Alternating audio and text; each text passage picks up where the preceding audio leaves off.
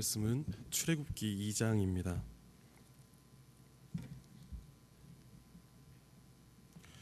출애굽기 2장 23절에서 25절까지의 말씀을 함께 보도록 하겠습니다.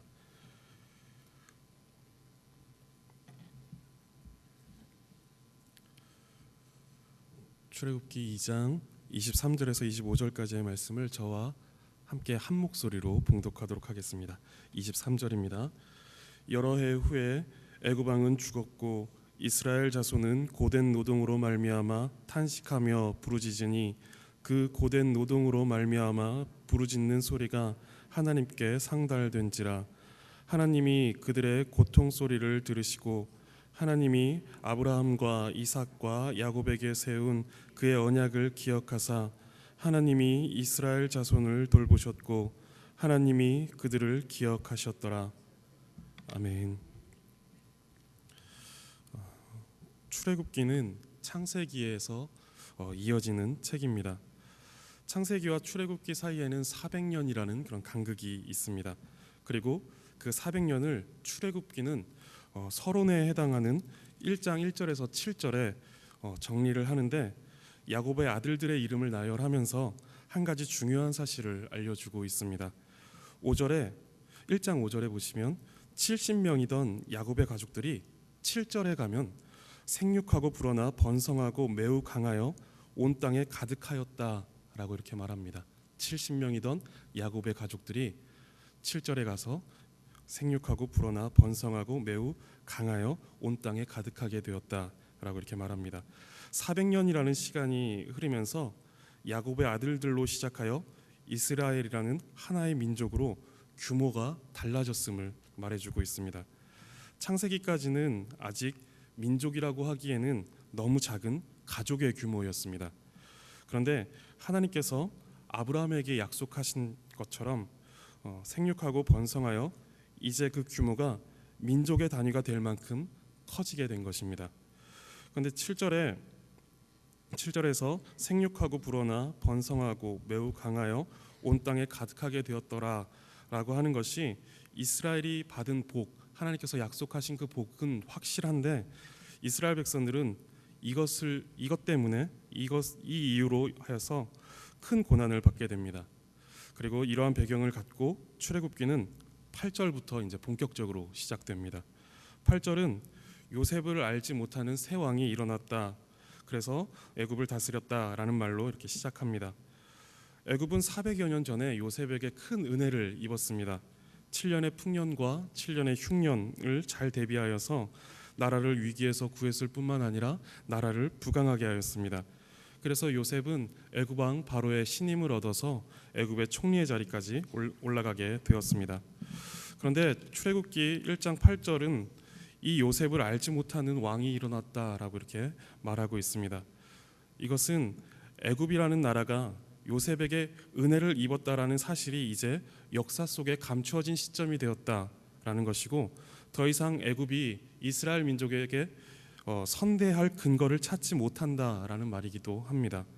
그래서 9절과 10절을 보면 이스라엘 민족이 많고 강하여지는 것으로 인해서 애굽 왕 바로는 이스라엘 민족을 억압하기 시작합니다. 바로 왕의 억압은 3단계로 진행되었습니다. 먼저는 고역이었습니다. 감당하기 힘들 만큼의 일을 시켜서 이스라엘 백성들을 억누르려고 했던 것입니다.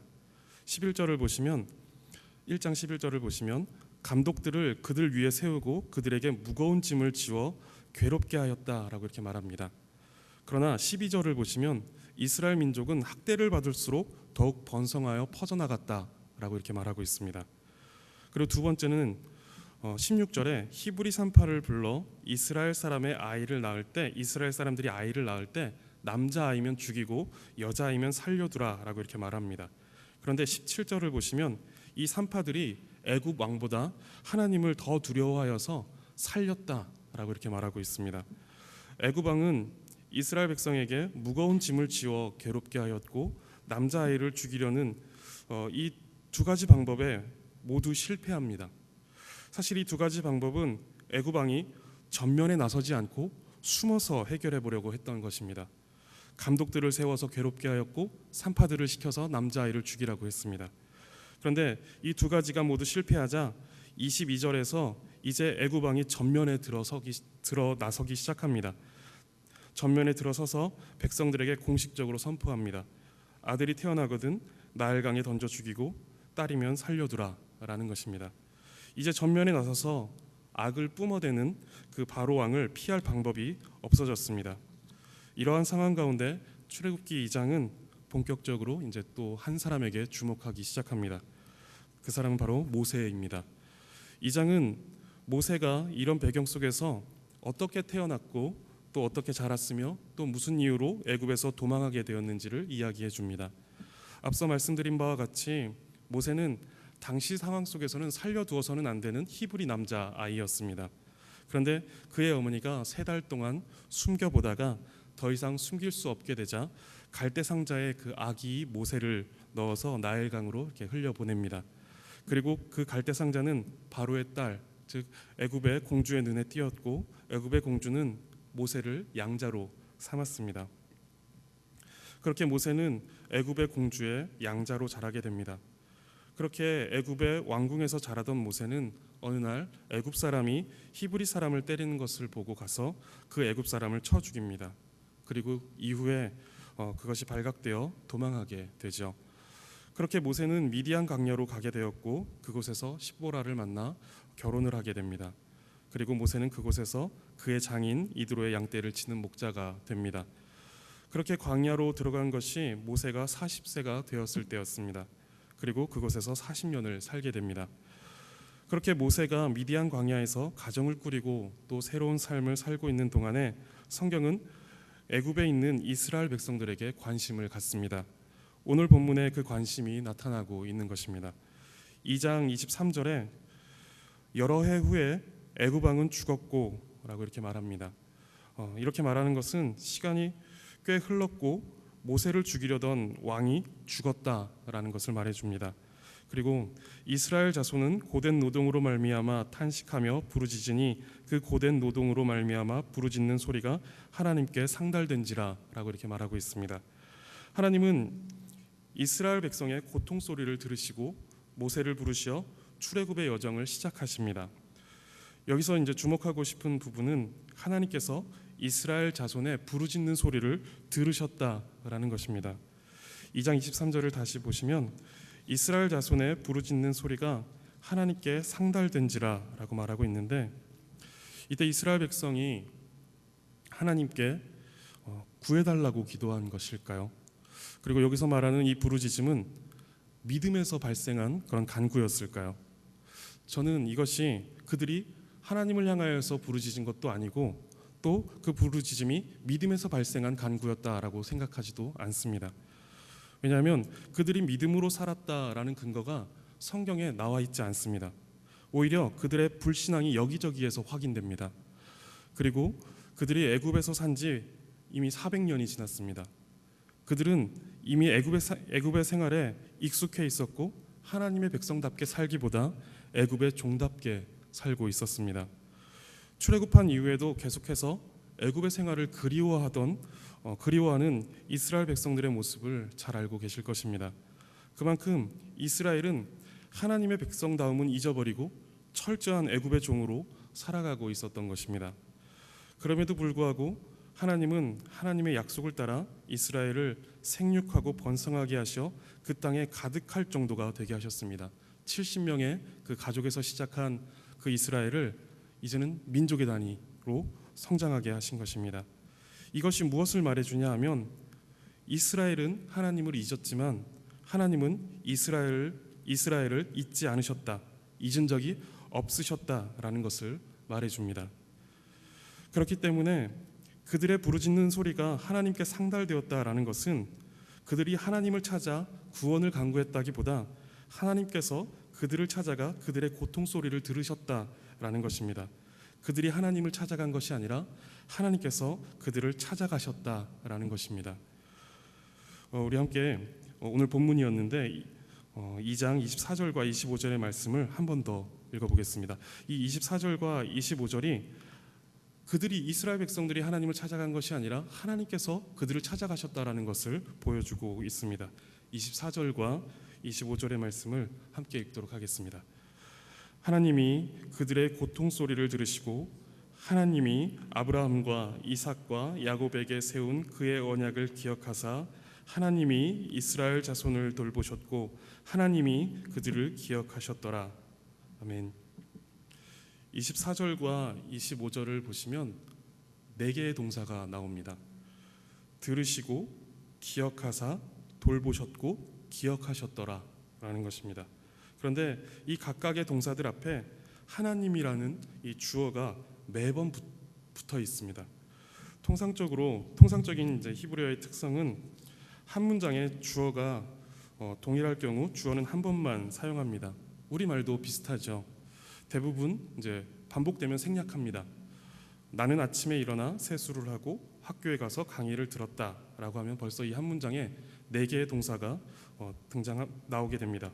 그런데 주어는 한 번만 사용했습니다. 이렇게 한 번만 사용하는 것이 자연스럽습니다.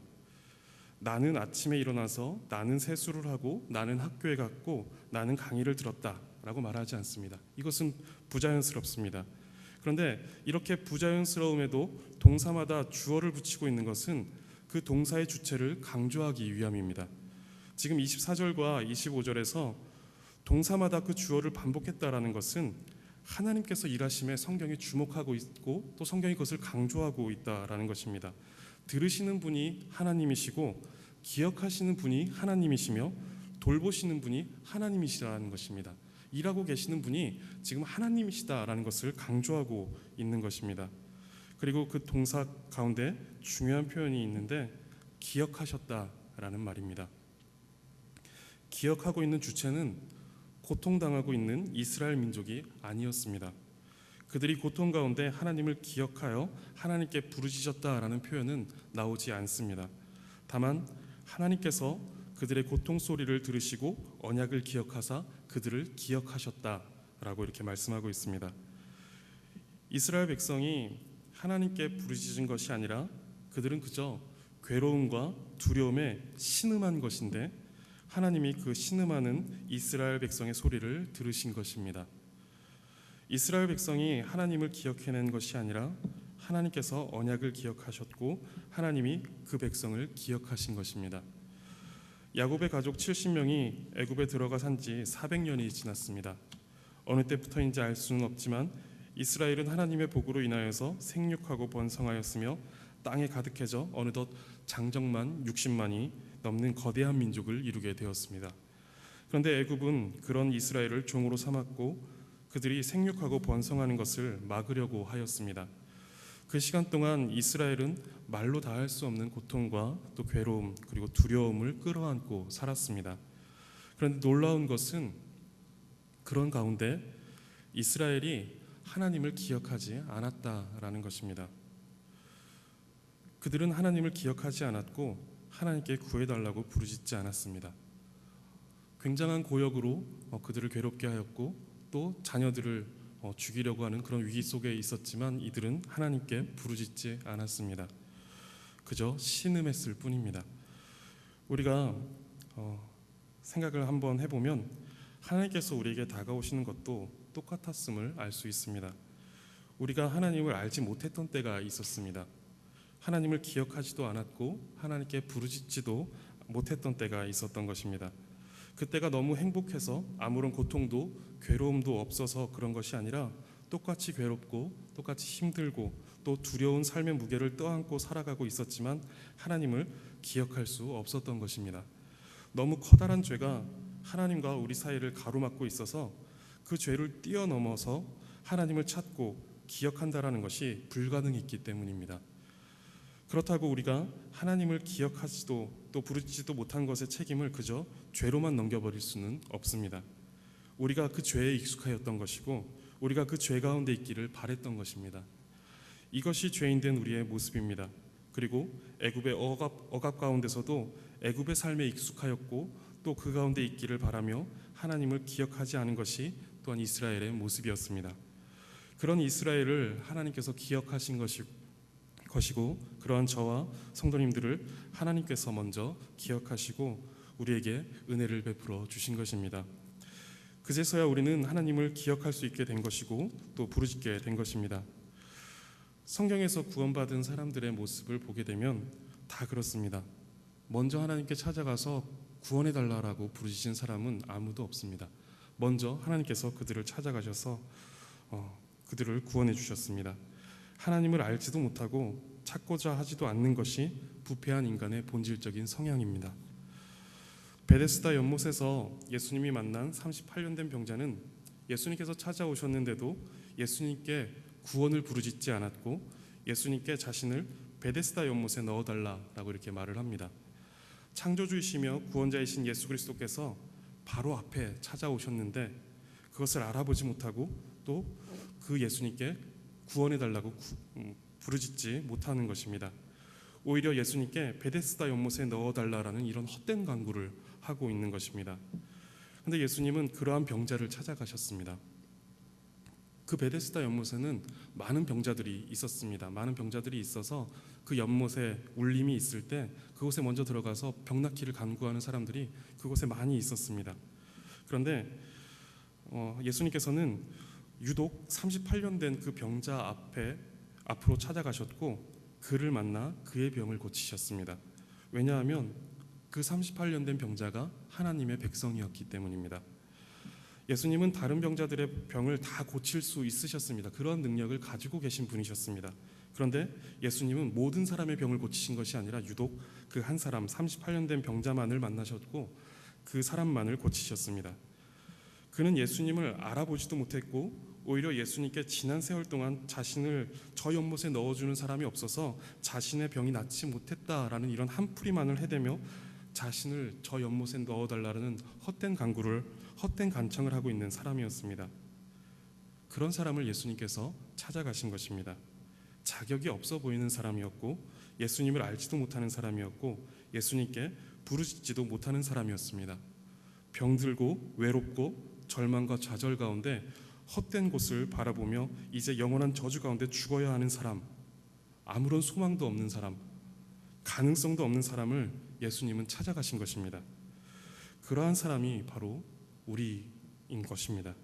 자격이 없고 예수님을 알지도 못하고 예수님께 부르짖지도 못하고 병들고 외롭고 절망과 좌절 가운데 헛된 것을 바라보며 영원한 저주 가운데 죽어야 했던 그 사람이 바로 우리였습니다. 한 사람을 더 살펴보겠습니다. 가늠한 현장에서 잡힌 여인입니다. 명절에 예수님은 회당에서 사람들에게 말씀을 가르치고 계셨습니다. 그 현장에 서기관들과 바리새인들이 예수님을 시험하고자 가늠하는 현장에서 잡힌 여인을 데리고 옵니다. 그 여인의 죄는 너무도 명백하여서 핑계할 수 없는 죄인이었습니다. 서기관들과 바리새인들은 이러한 죄인을 예수님의 앞에 데리고 와서 선생은 이 여인을 어떻게 하겠느냐라며 예수님을 시험합니다. 이 여인은 죽을 수밖에 없는 사람이었습니다. 가늠하는 현장에서 잡혔기 때문에 어떻게 핑계를 댈 수가 없었습니다.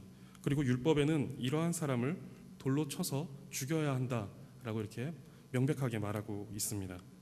그런데 예수님은 손가락으로 땅에 무슨 글씨를 쓰시더니 죄 없는 자가 먼저 돌로 치라라고 이렇게 말씀하셨습니다. 무슨 글씨를 쓰셨는지 알지 못했지만 사람들은 그 글씨를 보고 또 죄 없는 자가 먼저 돌로 치라라는 예수님의 말씀을 듣고는 양심의 가책을 느껴서 한 사람 두 사람씩 그 자리를 떠나갔습니다. 그리고 그 자리에는 끝까지 그 자리를 피할 수 없었던 한 사람만 남아 있었습니다. 가늠하다 잡혀온 여인이었습니다. 죽어마땅한 죄인이었습니다. 이 여인은 사람들을 따라서 같이 그 자리를 피할 수 없었습니다. 그들을 따라갔다가는 율법에 따라 돌에 맞아 죽어야 했기 때문입니다. 그 여인은 예수님 앞에 있을 수밖에 없었습니다. 예수님께서 구원해 주실 것을 믿고 그 자리에 남아 있었던 것이 아닙니다. 다른 곳으로 갈 수 없었기 때문에 그 자리에 있었습니다. 거기 있는 것 외에는 다른 방법이 그 여인에게는 없었던 것입니다. 이 여인은 예수님 앞에 있을 수밖에 없었던 것이죠. 그리고 그 자리에서 그 여인은 두려움에 떨고 있었습니다. 이 여인은 가늠하던 현장에서 발각되었습니다. 그리고 그러한 죄를 짓다가 잡혔는데 법정이 아닌 서기관들과 바리새인들에 의해 예수님 앞으로 오게 됩니다. 이것이 일반적인 상황은 아니었던 것이죠. 보통은 법정에 가서 그 죄에 따라 판결을 받게 되는데 서기관들과 바리새인들이 예수님을 시험하고자 이 여인을 데리고 이제 예수님 앞으로 오게 된 것입니다. 이것이 우연이었을까요? 이 여인이 예수님을 시험하는 도구가 되어 예수님 앞으로 나오게 된 것이 우연히 벌어진 일이라고 볼 수 있을까요? 결코 우연일 리가 없습니다. 모든 일을 뜻대로 이루시는 그 하나님께 우연이란 없습니다. 우리의 언어로는 우연이라고 쓸 수밖에 없지만 하나님의 언어로는 이것을 섭리다라고 쓸 수 있는 것입니다. 그 여인이 가늠한 때는 초막절이었습니다. 하나님의 은혜를 기억해야 하는 명절이었던 것이죠. 그런데 그 여인은 하나님의 은혜를 기억하기는커녕 하나님을 생각하지도 못하고 더러운 죄를 범하고 있었던 것입니다. 그 여인이 범죄하던 현장에서 잡힌 것은 하나님의 섭리였습니다. 그 여인은 하나님을 기억하지 않고 범죄하는 현장에 있었지만 하나님은 그 여인을 기억하사 그 여인이 붙잡혀 예수님 앞으로 나오게 한 것입니다. 그리고는 결코 예수님 앞에서 피할 수 없도록 묶어두신 것입니다. 은혜를 기억해야 하는 초막절에 범죄하던 여인이었고 명백한 죄로 인하여 아무런 핑계도 못하고 돌에 맞아 죽어야 했던 그것이 마땅한 죄인이었습니다. 함께 있던 남자는 무슨 이유인지 함께 잡혀오지도 않았고 이 여인은 그렇게 이용만 당하고 아무에게도 보호받지 못하는 여인이었습니다. 그렇게 이제 영원한 저주 가운데 죽어야 했던 여인입니다. 그런 여인이 지금 예수님 앞에 꿇어 앉았고 죄사함의 은혜를 받고 있는 것입니다. 38년 된 병자, 그리고 간음하는 자리, 그 현장에서 잡힌 여인, 그리고 우리 공통점이 있습니다. 예수님을 알지 못하고 예수님을 기억하지도 않았다라는 것입니다. 그리고 예수님을 만나는 순간까지도 범죄하는 현장에 있었고 헛된 것을 갈망하는 마음을 품고 있었다라는 것입니다. 그런데 하나님께서 먼저 기억하사 찾아내시어 한량없는 은혜를 우리와 같은 죄인들에게 부어주셨다라는 것이 똑같습니다. 이스라엘은 애굽의 종으로 당하는 극심한 고역과 자녀들을 향하는 애굽의 무자비한 칼날 앞에서도 하나님께 부르짖지 않았습니다. 그러나 오히려 신음하고 고통하는 이스라엘 백성의 소리를 하나님께서 들으신 것입니다. 그들의 고통 소리의 방향이 하나님께로 향하여 있던 것이 아니었습니다. 그저 죄와 사망의 세상에서 괴로워할 뿐이고 그러면서도 거기에 익숙하여 죄와 사망에 매몰되어 있었습니다. 그런데 하나님께서 그들을 향하시고 그들의 고통 소리에 귀를 기울이신 것입니다. 하나님께서 우리를 기억하시기 전에 우리는 죄로 가득한 세상에서 죄 가운데 그리고 저주와 사망 가운데 괴로워할 줄만 알았지 하나님을 기억할 줄 모르는 사람들이었습니다. 그런 우리를 기억하시고 찾아오신 분이 하나님이십니다. 하나님은 우리가 하나님을 향하여 부르짖기 이전에 우리가 갖는 죄와 사망으로 인한 그 고통과 괴로움의 소리를 듣고 계셨습니다. 하나님을 향해 부르짖는 소리가 아니라 죄와 사망으로 인한 고통의 신음소리였을 뿐입니다.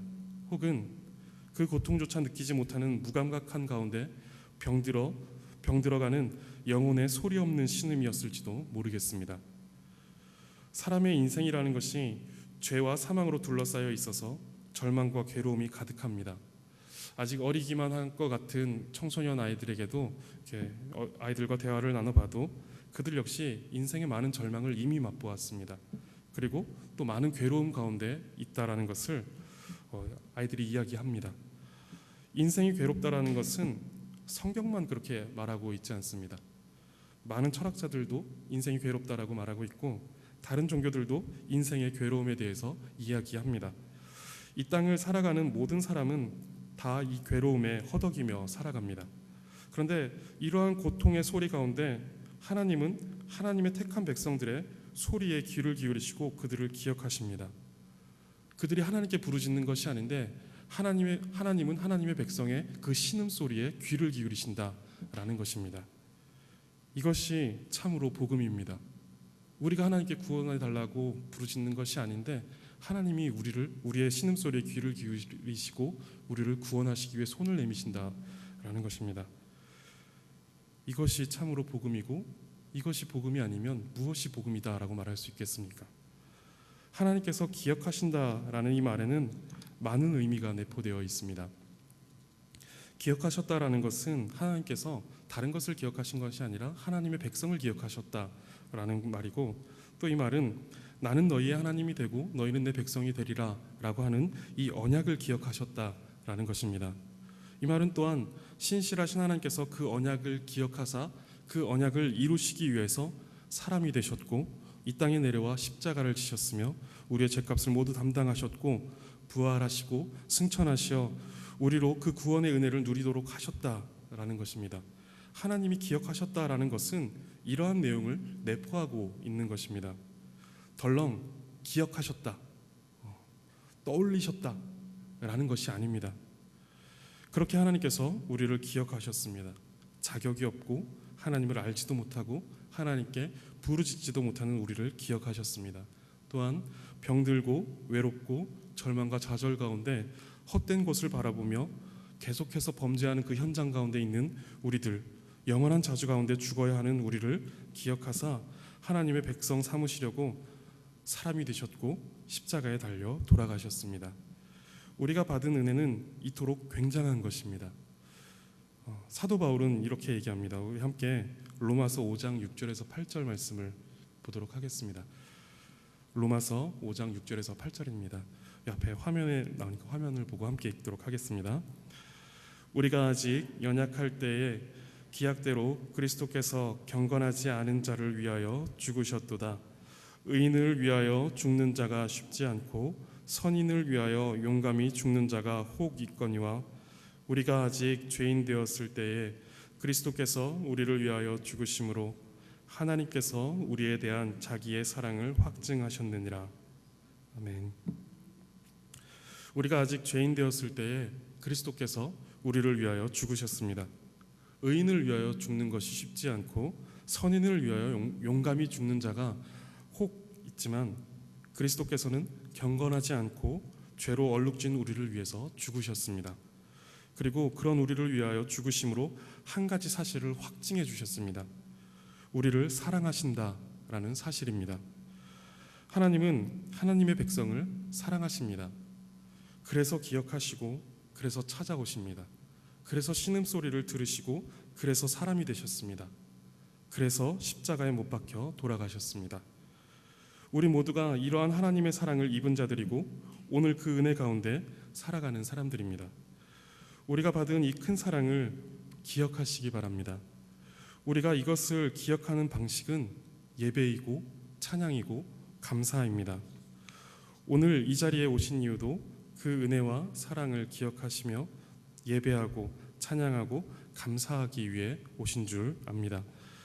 우리를 사랑하사 아직 죄인 되었을 그때에 우리를 위하여 죽으신 그 사랑을 기억하시기 바라고 온 마음과 뜻과 힘을 다하여 하나님을 예배하고 경배하시는 저와 여러분 되시기를 간절히 바라겠습니다.